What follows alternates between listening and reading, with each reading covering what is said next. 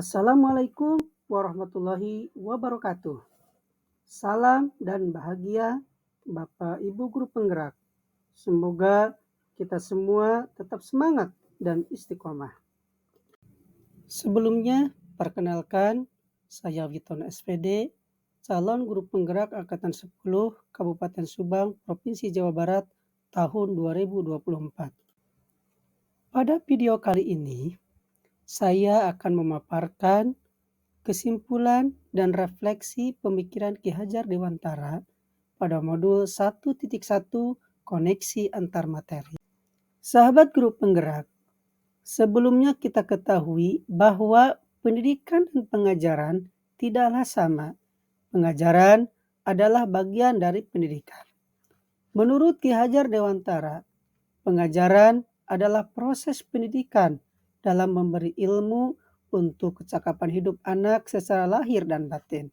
Sedangkan pendidikan pada hakikatnya adalah menuntun atau memberi tuntunan terhadap segala kekuatan kodrat yang dimiliki anak agar ia mencapai keselamatan dan kebahagiaan setinggi-tingginya, baik sebagai manusia maupun sebagai anggota masyarakat.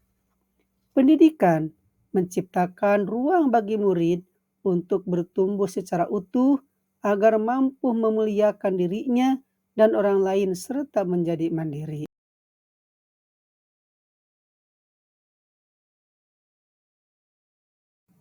Sahabat guru penggerak, sebelum saya mempelajari materi modul 1.1 tentang pemikiran Ki Hajar Dewantara ini, pembelajaran yang saya lakukan selama ini adalah: pertama, mengajar hanya sebatas transfer materi saja. Yang kedua, saya menganggap ketuntasan dalam penyampaian materi lebih penting daripada memahami karakteristik murid. Yang ketiga, ketika menilai, saya hanya melihat dari segi kognitif atau pengetahuan saja.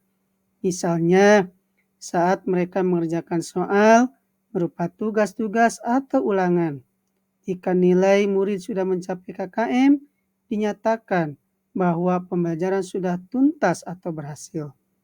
Dan yang keempat, selain itu saya pun beranggapan bahwa murid hanya sebagai objek pembelajaran, sehingga pembelajaran berpusat pada guru atau teacher center.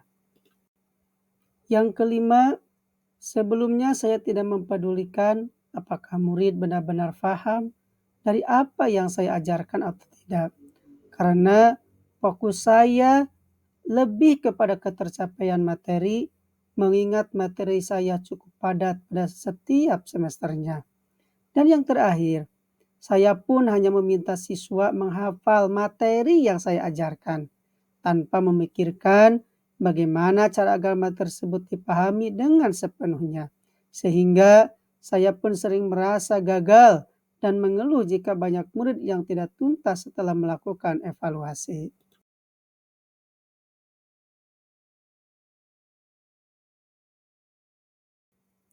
Namun, setelah saya mempelajari modul 1.1 tentang pemikiran Ki Hajar Dewantara, saya menyadari bahwa apa yang saya pikirkan dan saya lakukan selama ini tidak tepat.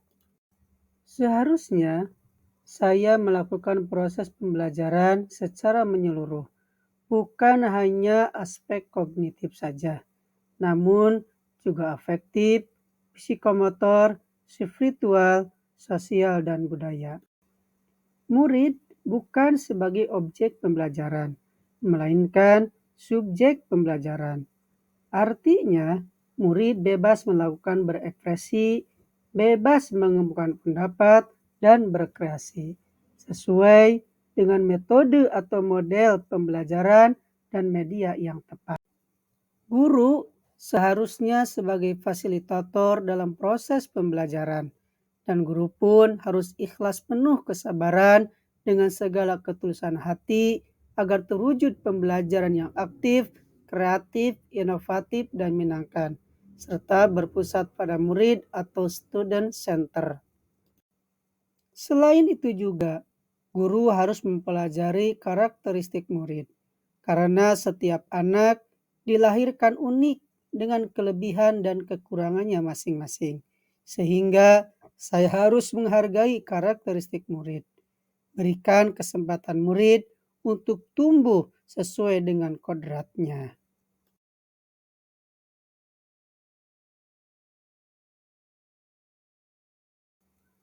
Adapun kegiatan pembelajaran yang dapat segera saya terapkan di kelas antara lain. Pertama, merancang pembelajaran yang interaktif dan menyenangkan dengan melibatkan murid sesuai dengan metode student center.